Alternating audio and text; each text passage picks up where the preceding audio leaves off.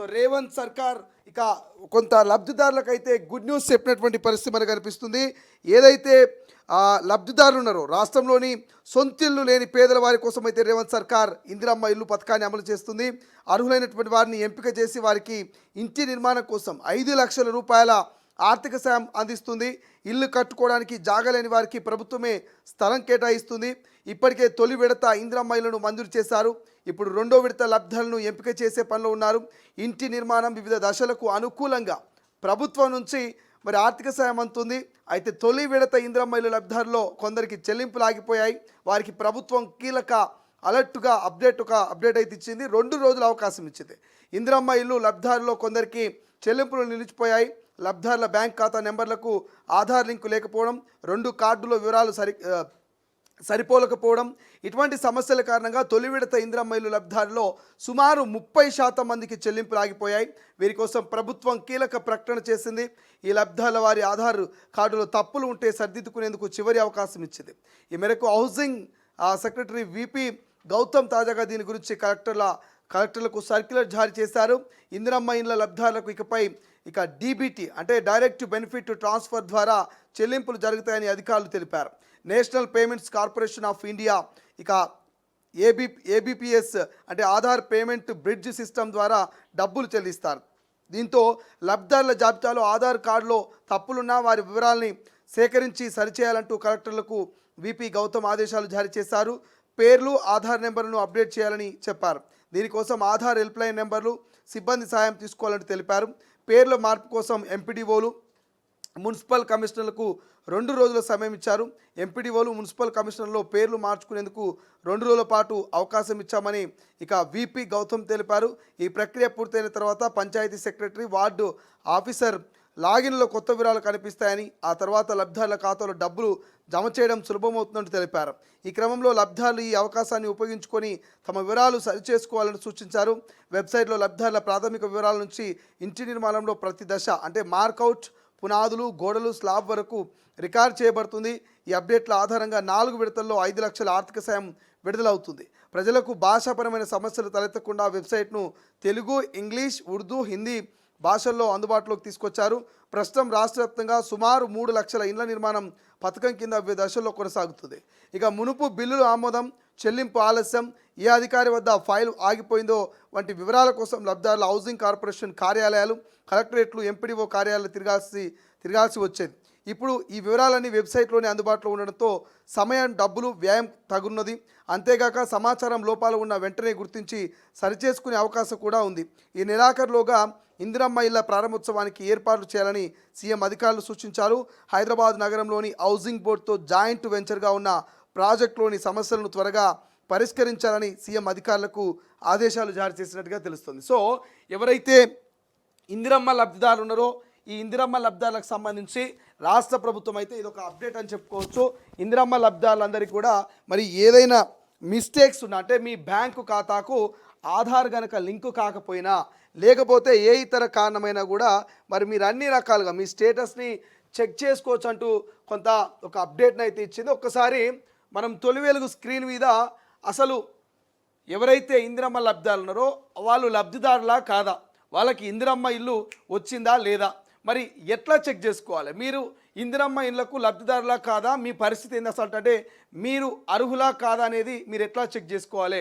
మీకు ఇందిరమ్మ ఇల్లు ఒకవేళ శాంక్షన్ అయి ఉంటే మరి ఎక్కడ పెండింగ్లో ఉంది, ఎందుకు మరి ఇందిరమ్మ ఇల్లు రాలేకపోయింది, ఒకవేళ ఇందిరమ్మ ఇల్లు వచ్చింది మీరు బేస్మెంట్ లెవెల్లో ఇల్లు కట్టిర్రు అయినా మీకు బిల్లులు పడలేదు, ఎందుకు పడలేదు. సో ఇటువంటి అన్ని రకాల స్టేటస్లు కూడా చెక్ చేసుకోవచ్చు. ఒక్కసారి మనం తొలి వెలుగు స్క్రీన్ మీద చూద్దాం.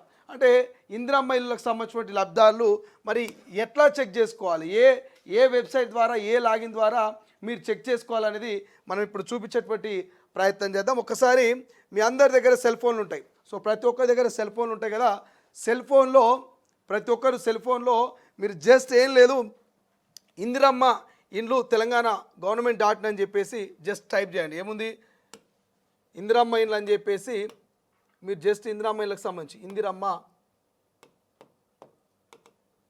ఇండ్లు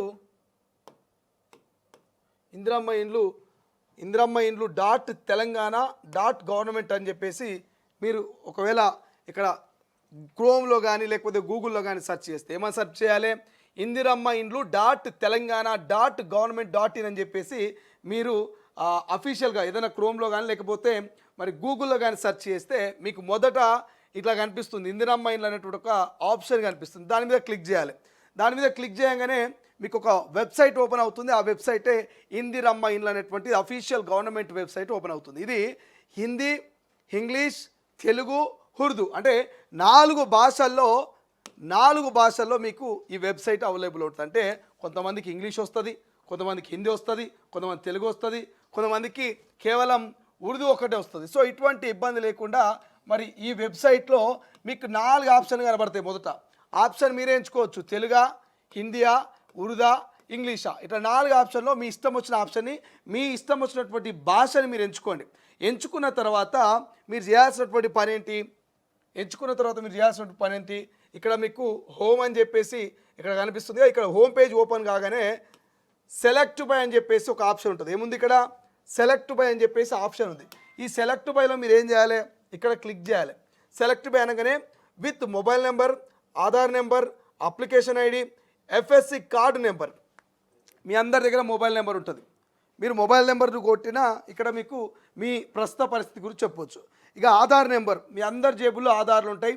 ఆధార్తో కూడా మీకు ఇందిరమ్మ ఇల్లు వచ్చిందా రాలేదా, మీరు అర్హులా కాదా, మీ ఇందిరమ్మ ఇల్లు కనుక వస్తే ప్రస్తుత పరిస్థితి ఏంది, ఎవరి దగ్గర పెండింగ్లో ఉంది, ఎంపీడీఓ దగ్గరనా, లేకపోతే ఎంఆర్ఓ దగ్గరనా, లేకపోతే డిస్ట్రిక్ట్ కలెక్టరేట్ దగ్గర, ఎక్కడ పెండింగ్లో ఉంది మీ ఇందిరమ్మ ఇళ్లకు సంబంధించి మరి ఈ నిధుల మంజూరు, లేదంటే ఆధార్ కార్డులో ఏమైనా లోపం ఉందా, మరి లేకపోతే మీ బ్యాంక్ అకౌంట్కి ఆధార్ కార్డుకి లింకప్ అయ్యి లేదా, మీ ఇల్లును తిరస్కరించడానికి, మీకు ఇందిరమ్మ ఇల్లును తిరస్కరించడానికి కారణం ఏంటి, ఇట్లా అన్నీ కూడా మీరు విత్ మొబైల్ నెంబర్ కానీ, విత్ ఆధార్ నెంబర్ కానీ, విత్ అప్లికేషన్ ఐడి కానీ, with FSC card number. FSC card అంటే అందరికీ తెలుసు కదా, ఎవరైతే కొత్త రేషన్ కార్డు కోసం దరఖాస్తు చేసుకుంటారో మరి రేషన్ కార్డు కోసం దరఖాస్తు చేసుకున్నప్పుడు మీకు ఒక ఎఫ్ఎస్సి నెంబర్ అని ఉంటుంది. ఆ ఎఫ్ఎస్సి నెంబర్ ద్వారా కూడా మీరు ఇక్కడ మీ యొక్క సొంతింటి కళకు సంబంధించి మీకు ఇల్లు వచ్చిందా రాలేదనేది సెలెక్ట్ చేసుకోవచ్చు. ఫర్ ఎగ్జాంపుల్ ఇక్కడ మాకు తెలిసినటువంటి ఒక మిత్రుడి నెంబరు, ఫోన్ నెంబర్ కొట్టేటువంటి ప్రయత్నం చేద్దాం.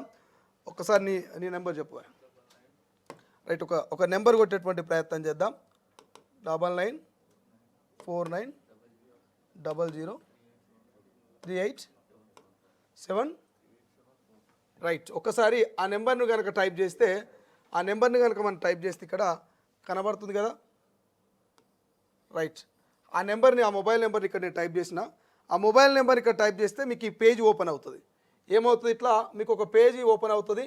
సో ఆ పేజీ ఓపెన్ కాగానే రైట్, ఆ పేజీ ఓపెన్ కాగానే మీకు ఇట్లా కొన్ని డీటెయిల్స్ వస్తాయి. వాళ్ళ పేరు కావచ్చు, లేకపోతే వాళ్ళ డేటా మొత్తం వస్తుంది. ఇక్కడ ఈ పేజీ ఓపెన్ అయిపోయింది. మీరు ఆ పేరు టైప్ చేయగానే పేజీ ఓపెన్ అయిపోయి మీ అప్లికేషన్ ఐడి వస్తుంది. ఇక్కడ అప్లికేషన్ ఐడి, మీ డిస్ట్రిక్ట్ ఇక్కడ ఇలా పెద్దపల్లి విలేజ్ పేరు వస్తుంది. ఆ తర్వాత ఆధార్ నెంబర్ వస్తుంది. ఆ తర్వాత సర్వేయర్ నెంబర్, ఎవరు సర్వే చేస్తారో సర్వేయర్ది వస్తుంది. ఇట్లా మొత్తం మీ స్టేటస్. ఇప్పుడు ఈయన ఇందిరమ్మ ఇల్లు ఎక్కడ పెండింగ్లో ఉంది, పెండింగ్ ఫర్ ఎంపీడీఓ అప్రూవల్ అని చెప్పేసి ఉంది. సో పెండింగ్ ఎందుకు అనేది కూడా ఇక్కడ రిమార్క్స్ ఇస్తాడు. రిమార్క్స్ ఏముంది మీకు ఇక్కడ రిమార్క్ ఇచ్చింది చూడండి. ఇక్కడ non purchase houses with house cyst అని చెప్పేసి, అంటే ఈ ల్యాండ్కి సంబంధించి, ఈ వీళ్ళ ల్యాండ్కి సంబంధించి కొంత ఇష్యూ అని చెప్పేసి ఇక్కడ ఇస్తున్నాడు.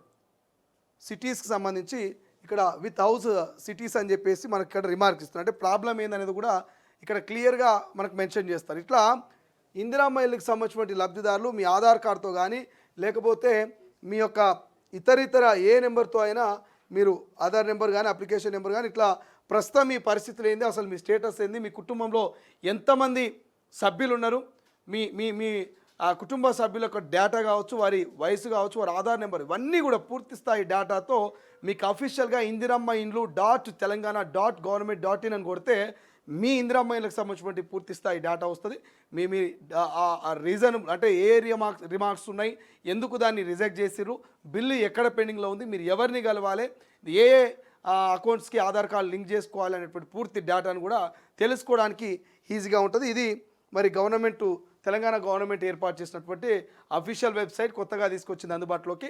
సో ఇంటి నిర్మాణం కావచ్చు, దాని పురోగతి కావచ్చు, మరి ఎన్ని విడతల్లో మీకు డబ్బులు పడ్డాయి, ఇంకా పడాల్సిన అమౌంట్ ఎంత, పడ్డటువంటి అమౌంట్ ఎంత, ఇట్లా అన్ని రకాలుగా మీ ఇల్లు ఏ పరిస్థితిలో ఉంది, అంటే స్లాబ్ లెవెలా, లేక మరి పూర్తి స్థాయి నిర్మాణం జరిగి గృహప్రవేశానికి సిద్ధంగా ఉందా, లేదంటే కేవలం బేస్మెంట్ లెవెల్లోనే కంప్లీట్ అయిందా, ఇట్లా అన్ని రకాలుగా మరి అప్డేట్ చేస్తూనే ఉంటారు, అప్డేట్ అవుతూనే ఉంటుంది. కాబట్టి 2 రోజుల టైం ఉంది. 2 రోజుల్లో ఎవరైతే బ్యాంక్ అకౌంట్కి మీ యొక్క ఆధార్ కార్డ్ లింకప్ అయి లేదో వాళ్ళ ఆధార్ కార్డ్ లింకప్ చేసుకొని మరి దగ్గరలో ఉన్నటువంటి ఎంపీడీఓ ఆఫీస్లో కావచ్చు అక్కడ కన్సల్ట్ అయ్యి మీరు సంబంధిత కరప్షన్ కూడా చేసుకోవడానికి అవకాశం అయితే తెలంగాణ రాష్ట్ర ప్రభుత్వం కల్పించినట్టుగా తెలుస్తోంది. అసలైన తొలి వెలుగు. ఫాలో వాట్సాప్ @తొలి వెలుగు official.